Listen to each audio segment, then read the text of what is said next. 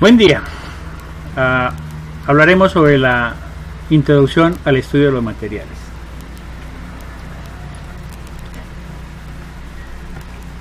Primero definamos o entendamos lo que es la ciencia y la ingeniería de materiales. Básicamente nos estudiamos de los materiales, su estructura, su composición, su síntesis y su procesamiento. A partir de entender estos elementos de los materiales, nosotros tomamos decisiones de cómo estudiarlos, cómo organizarlos, cómo procesarlos, cómo utilizarlos. Y también nos sirve para ver sus limitaciones, sus usos, cuál es su mejor desempeño, etc. Veamos cada uno de estos términos. Cuando nosotros hablamos de estructura, estamos hablando de ese arreglo de los átomos, es decir, de ese ordenamiento que en la mayoría de los casos es perfecto. La naturaleza ha producido un ordenamiento de los átomos perfecto en muchos casos. De otra manera hay unos arreglos aleatorios, en otros casos hay arreglos u ordenamientos solo en las vecindades de los muy pequeñas vecindades de los átomos, pero a veces ese arreglo es evidente hasta el nivel macro. Luego revisamos lo que es la composición. La composición nos habla de qué está hecho cada uno de los materiales. Esto que vemos acá son elementos de uno de los materiales para ingeniería más utilizados por el hombre, el acero inoxidable. El acero inoxidable tiene una particularidad. Si tiene una cantidad superior al 11% en cromo, se llama acero inoxidable. Obviamente es un material ferroso, su composición principal es de hierro carbono, más cromo y otros elementos aleantes que le dan ciertas propiedades y características. En este caso, hierro, carbono, cromo, molibdeno y níquel es un tipo particular de acero inoxidable. Síntesis. La síntesis o también beneficio que hay que diferenciar. Cuando hablamos de síntesis es cuando tomamos elementos que nos da la naturaleza y los volvemos un material en el cual hay una intervención fuerte del hombre para hacerlo útil. Por eso se llaman materiales sintéticos. Los polímeros o lo que cotidianamente llamamos plásticos son materiales sintetizados.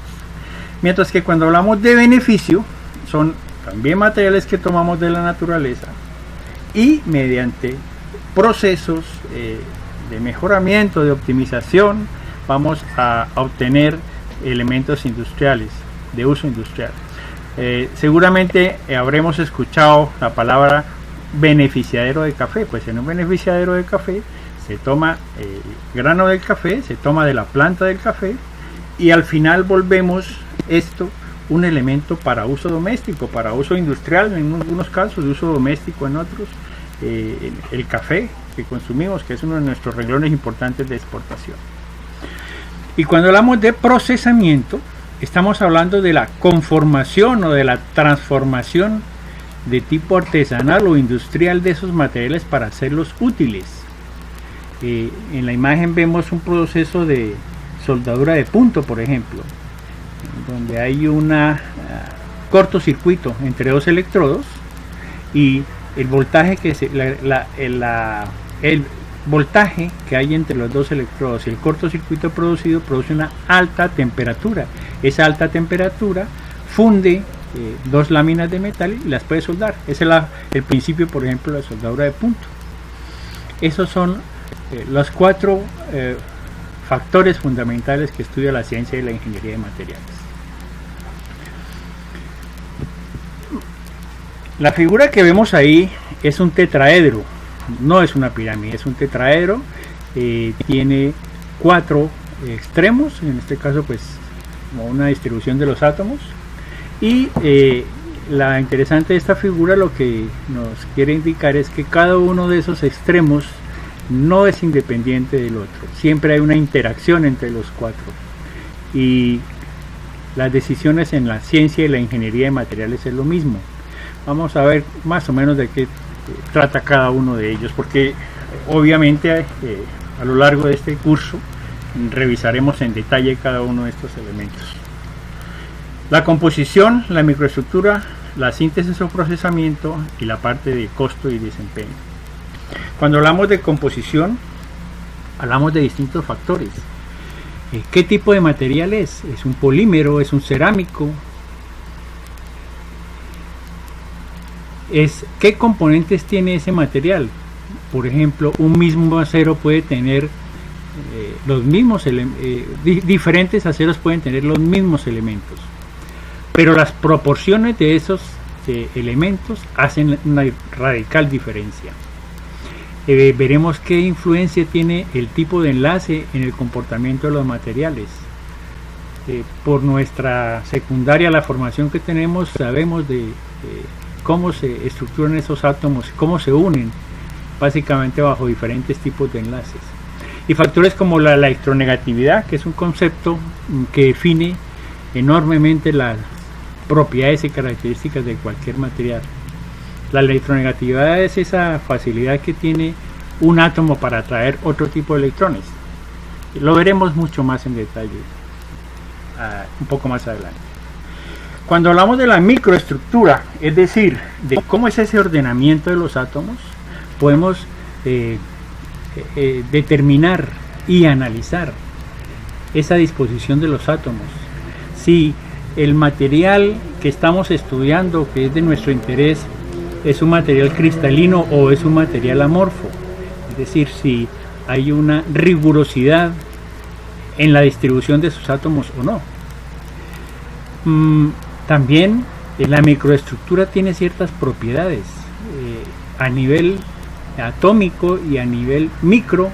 Estudiaremos en detalle ese tipo de estructuras y cómo definen un material en concreto. La densidad depende de la microestructura. La densidad que todos conocemos es un concepto donde la cantidad de materia por unidad de volumen, y eso nos define un sinnúmero de propiedades y de comportamientos. También revisaremos lo que es el empaquetamiento atómico, es decir, qué tan juntos o qué tan optimizado está la estructura atómica, qué tan juntos pueden estar unos átomos dependiendo de qué tipo de estructura estemos estudiando.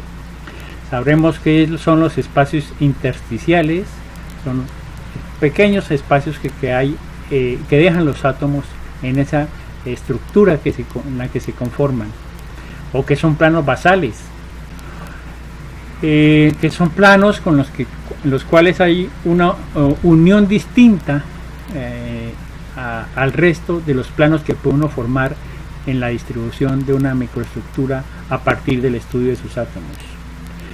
Y revisaremos qué es la resistencia de la estructura o cómo se comporta esa estructura, esa resistencia a estímulos eléctricos, y no hablamos a estímulos externos, no hablamos solamente de resistencia mecánica, hablamos de resistencia eléctrica, hablamos de resistencia por ejemplo, a la luz, o el comportamiento que puede tener la luz dependiendo de la microestructura, a cualquier estímulo externo, llámese temperatura, llámese ondas electromagnéticas, etcétera. La síntesis y el procesamiento de un material nos define cómo es esa obtención. Ya hablamos de si es un material sintetizado o es un material del cual el hombre lo beneficia. Isotropía y anisotropía, que es un comportamiento de los materiales dependiendo de la correlación entre la distribución de los átomos y el tipo de esfuerzo que le podemos hacer a un átomo, o el tipo de estímulo, para ser un poco más generales. La precisión o tolerancia de los procesos industriales que podemos aplicar, es decir, hay materiales con los cuales podemos lograr una enorme precisión en cualquier tipo de proceso industrial, hay otros que no, en los cuales es limitada esa precisión, dependiendo también de la calidad del proceso y de la calidad de los materiales.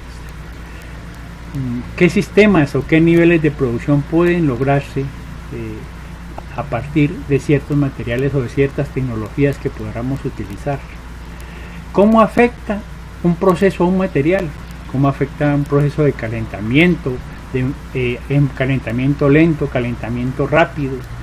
tiempo, temperaturas máximas que pueda soportar un material, cuántas cantidades de materiales necesitamos para fabricar una pieza, para elaborar una pieza. Es responsabilidad en términos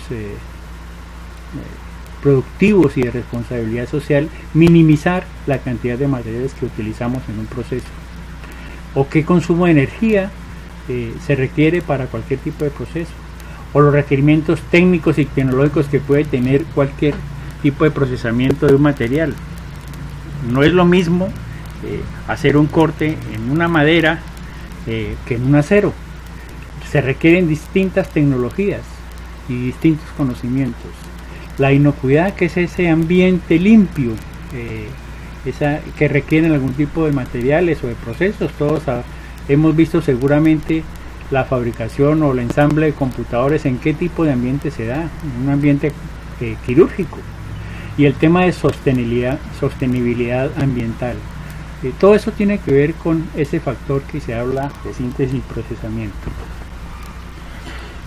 Y el desempeño costo, es decir, cómo se comporta un material en condiciones de trabajo. Esas condiciones, material debe estar diseñado para distintas condiciones de humedad, condiciones de temperatura, condiciones de esfuerzo, por ejemplo. Se toman decisiones de selección de un material, por ejemplo, dependiendo si yo priorizo la durabilidad o cada cuánto lo sustituyo. Normalmente un producto de origen europeo está hecho y está pensado para que sea más durable. No es una crítica, sino es una realidad, son maneras de ver las cosas, mientras que un producto fabricado en Estados Unidos se piensa es que se deprecia en un número de años y que debe sustituirse rápidamente. O un producto hecho en Oriente, por ejemplo. ¿Cómo afectamos el entorno y cómo afecta al entorno el material que producimos? Hoy día todo el tema ambiental es crítico. La biocompatibilidad, o qué tanto un material es llevadero con las condiciones de la naturaleza, o qué tanto se puede con nuestro mismo organismo es compatible o no es compatible, o qué requerimiento de mantenimiento puede tener un material en el proceso de uso. Y finalmente esa relación costo-precio que define el uso de un material. Nosotros cuando tomamos decisiones sobre materiales, ya sea en nivel de ciencia o de ingeniería, vemos no solo estos aspectos, hay más aspectos. Esto es un resumen muy completo de esos aspectos, y lo que busca es ver que de cada uno de estos factores podemos hacer distintos análisis del material para tomar ciertos tipos de decisiones. Pues la parte inferior, la parte de esa base de ese tetraedro, es lo que normalmente se llama la ciencia de materiales, que es la que estudia la composición, la síntesis y la microestructura del material. Mientras que el desempeño y el procesamiento del material es lo que normalmente se llama la ingeniería de materiales, como cualquier otra área del conocimiento del hombre, donde hay un factor científico y un factor de ingeniería. En este caso, si estamos hablando de ingeniería, por ejemplo, el químico y el ingeniero químico son dos profesiones que tienen distinto rol en el conocimiento y en la sociedad.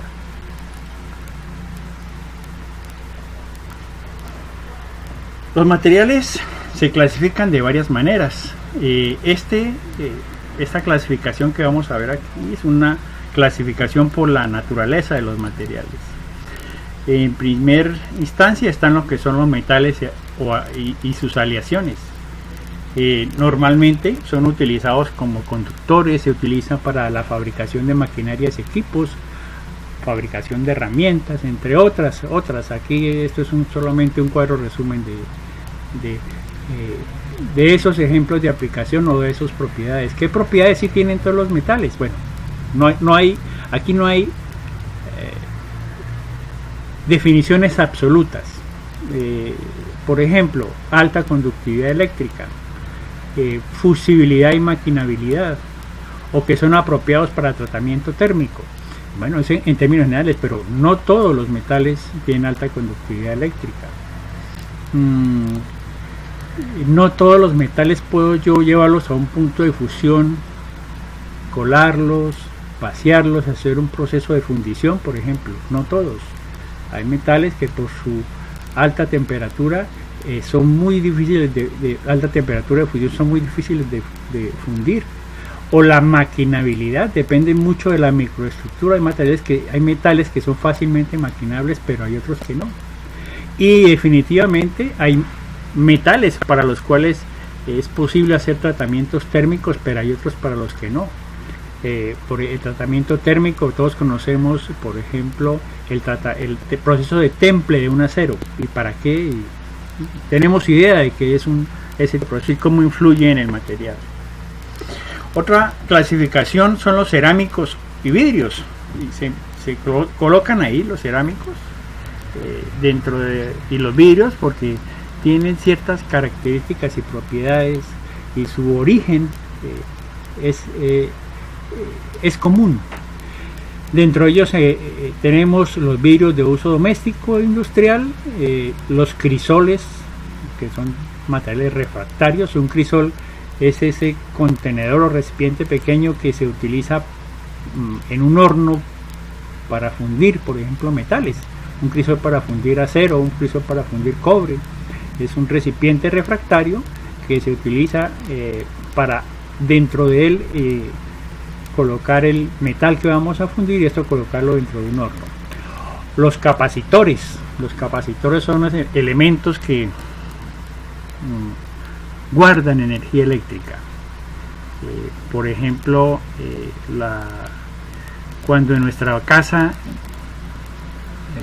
reiniciamos el módem de internet, lo que estamos haciendo es que buscamos que los capacitores liberen esa energía, se reinicie el proceso y vuelva porque hay cierta saturación en los capacitores de los módem de internet.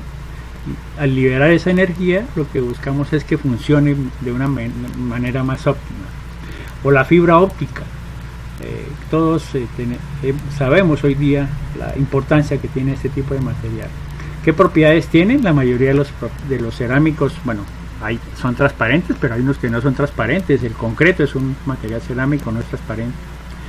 Son aislantes térmicos, son resistentes a altas temperaturas, tienen capacidad de almacenar carga eléctrica como los capacitores que se mencionaron, y hay una baja pérdida para la transmisión óptica de señales, en el caso, por ejemplo, de la fibra óptica. Otros materiales que estudiaremos o que se clasifican de una manera importante son los polímeros, ya sean de origen natural o de origen sintético. Los polímeros, o vulgarmente llamados plásticos, que no es un término adecuado para llamar, porque todos los plásticos sí son polímeros, pero no todos los polímeros son plásticos. Dentro de ellos encontramos los termoplásticos, hay otros que llaman termoestables, están materiales epóxicos, están los adhesivos, por ejemplo. ¿Y qué propiedades tienen? La mayoría de ellos son moldeables con temperatura, son resistentes al paso de la electricidad, es decir, aislantes eléctricos, y son resistentes a la humedad. Luego vienen los compuestos o composites, que también es una denominación que se utiliza corrientemente. Son materiales que están hechos a partir de la interacción entre estos metales, cerámicos y polímeros en distintas proporciones y cantidades. Por ejemplo, la fibra de vidrio es un material compuesto, el concreto es un material compuesto. Muchos de los materiales de uso cotidiano lo que hacen es, y de uso industrial, lo que se hacen es tomar lo mejor de cada uno de esos otros tipos del metal y otras propiedades del cerámico, unirlas, interactuar esas propiedades, hacerlos más eficientes para determinadas aplicaciones. Esas propiedades son la mezcla de sus componentes originales. Gracias a los compuestos ha habido enorme desarrollo en el tema de aeronáutica, el desarrollo de la tecnología espacial, el desarrollo hoy día de toda la parte electrónica, todo eso tiene que ver mucho con eso. O en elementos además de uso industrial como los abrasivos. Los abrasivos son esos materiales que hacen desgaste por contacto, como una lija. o una lima es un material abrasivo, o una herramienta de corte. También se utilizan materiales compuestos. Las herramientas de corte de más alta eficiencia están hechas de materiales compuestos. Y otra otra clasificación que también tienen los materiales son los semiconductores. Normalmente estamos hablando de corriente eléctrica, entonces se utilizan en la elaboración de transistores y circuitos integrados, y sus principales propiedades son conductores eléctricos, conductores magnéticos en algunos casos, que convierten señales eléctricas en señales optoeléctricas como los rayos láser. Pero siempre he considerado que los semiconductores son un tipo particular de materiales cerámicos. Entonces, si asumimos que los semiconductores podemos incluirlo dentro de los materiales cerámicos, nuestra clasificación de materiales, dependiendo de su naturaleza, queda concretada a metales, cerámicos y vidrios, polímeros y los materiales compuestos. Este diagrama nos muestra esa interacción. Los metales, cerámicos y polímeros como principales clasificación de los materiales, dentro de la clasificación de los materiales, y vemos distintas interacciones entre ellas que se crean los compuestos. Hay compuestos entre metal y cerámico, hay compuestos entre metales y polímeros, cerámicos y polímeros, y hay elementos compuestos que utilizan metales, cerámicos y polímeros. Existe otra clasificación de los materiales dependiendo de su funcionalidad, de para qué sirven. Dentro de ellos, lo primero, los estructurales. Estamos familiarizados con estructuras en acero, estructuras en concreto, estructuras en madera para vivienda incluida. La fibra de vidrio también no se utiliza solamente como material de recubrimiento, sino también como material estructural. Polímeros que son fabricados como estructura en algunos casos. Entonces son esos que hacen posible, pues, que le dan el soporte mecánico a cualquier tipo de herramienta, maquinaria, etcétera. También están los aeroespaciales. Un material aeroespacial necesita tener un alto desempeño en condiciones extremas, alta temperatura, influencia de cambios magnéticos, altas presiones. Por ejemplo, el óxido de silicio o dióxido de silicio, el silicón amorfo. Bueno, hablaremos de lo que quiere decir amorfo un poco más adelante. El aluminio, sin el aluminio no hubiese podido tener desarrollo toda la tecnología aeronáutica como la conocemos hoy. Al principio fueron otros materiales, pero después se consolidó el aluminio. Las superaleaciones que tienen son aleaciones con desempeños enormes, muy buenos, por ejemplo, para alta temperatura, o que son muy livianos. O el cerodur. El cerodur es un vitrocerámico. Un material vitrocerámico es como ese material vítreo que vemos sobre algunos pisos de cerámica. Tiene esa textura como vidriosa. Eso es un material vitrocerámico. Y el cerodur es una marca fabricada por una casa alemana que precisamente fabrica vidrios de alto desempeño para laboratorios, etcétera. Es de muy baja expansión térmica. Se utiliza mucho para la óptica terrestre en alto rendimiento, o aún la tecnología espacial.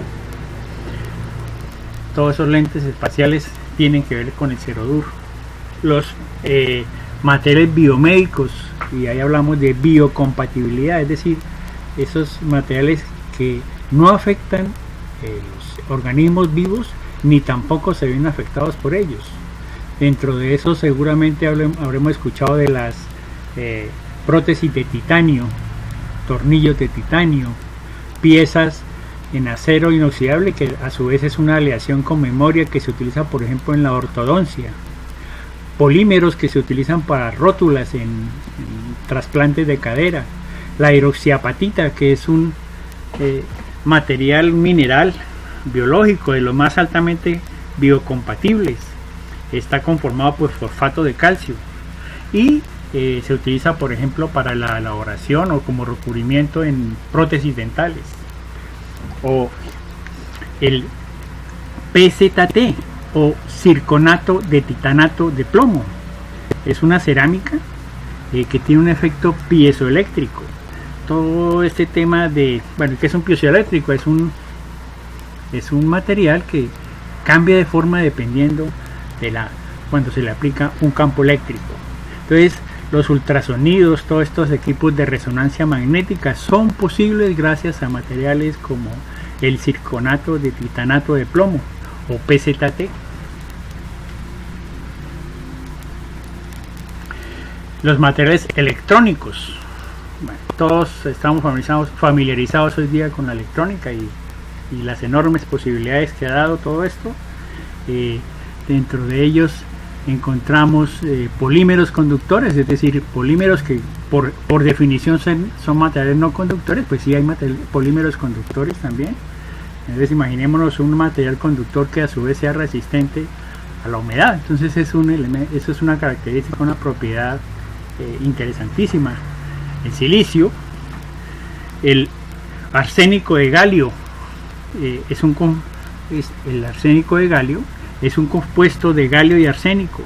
Es un semiconductor también y se usa para fabricar circuitos integrados como para la microonda, diodos de emisión infrarroja, diodos láser, células fotovoltaicas.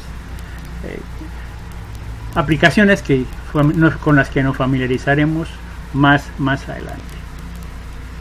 El titanato de bario es un óxido de bario y titanio que es un cerámico ferroeléctrico, es decir, tiene propiedades como el PZT piezoeléctricas. Con él se fabrican material dieléctrico para la construcción de condensadores cerámicos, piezoeléctricos, micrófonos, transductores, todo esto. Germanio es un material electrónico por excelencia. Ya hablamos del PZT, aluminio, cobre, wolframio, que tienen enormes utilidades en el campo electrónico. Materiales inteligentes son aquellos materiales que tienen un comportamiento particular frente a distintos estímulos. El PZT es uno de ellos. Las soluciones o las aleaciones en níquel, titanio, geles poliméricas, son materiales con consistencia de gel que se comportan de distinta manera dependiendo de variables como la presión o la temperatura. O los fluidos MR, los fluidos magnetorreológicos, que básicamente son los materiales a los cuales se les puede regular la viscosidad gracias a la presencia de campos magnéticos. Es decir, yo puedo y lo más importante, sin modificar su volumen ni su forma. Entonces es muy utilizado, por ejemplo, para frenos, amortiguadores, en los cuales ese material fluido cambia su viscosidad, su consistencia, puede ser más o menos denso, pero no cambia su forma ni su volumen. Materiales ópticos, el óxido de silicio, o lo que normalmente se conoce esta solución Al2O3 como alúmina, es el óxido de aluminio, que junto a la sílice es el componente más importante en la constitución de las arcillas y los esmaltes.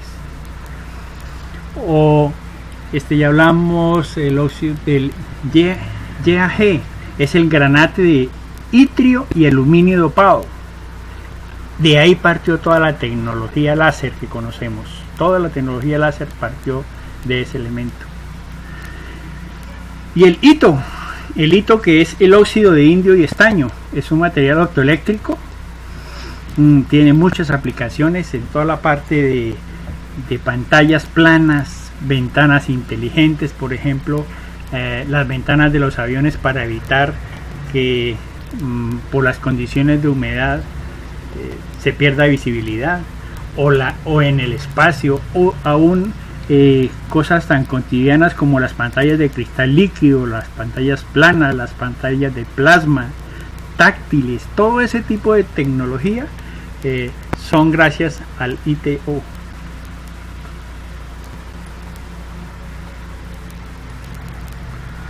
Los materiales magnéticos, no solamente los materiales ferrosos, en este caso esto es una letra gamma, óxido y hierro, que es una fase que es muy magnética. Pero no solamente los materiales ferrosos son magnéticos, hay materiales que no son ferrosos y son magnéticos. La magnetita, por ejemplo, que es un material cerámico, es uno de los materiales magnéticos por excelencia.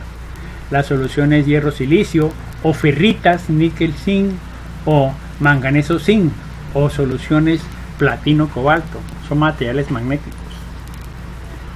Y todo lo que tiene que ver con la tecnología de energía y tecnología ambiental, es decir, todo eso con lo cual es posible producir, condensar energía eléctrica.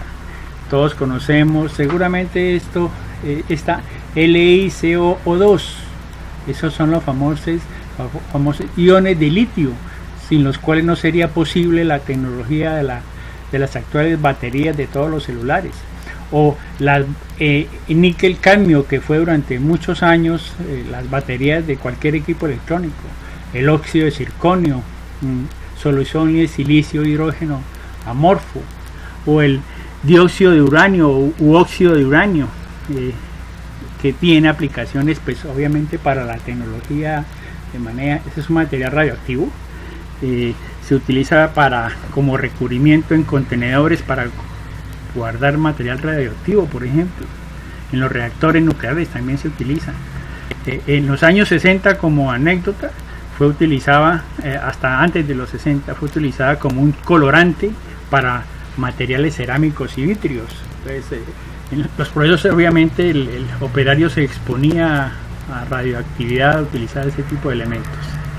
Estos son algunas de las materiales más interesantes que tenemos dentro de esa clasificación, y hay otras clasificaciones, pero las principales clasificaciones son estas. Acá mencionamos desde la naturaleza, metales, los cerámicos, los polímeros y los compuestos, y esta dependiendo de para qué sirve. Bueno, con eso concluimos lo referente a la introducción al estudio de los materiales. Muchas gracias.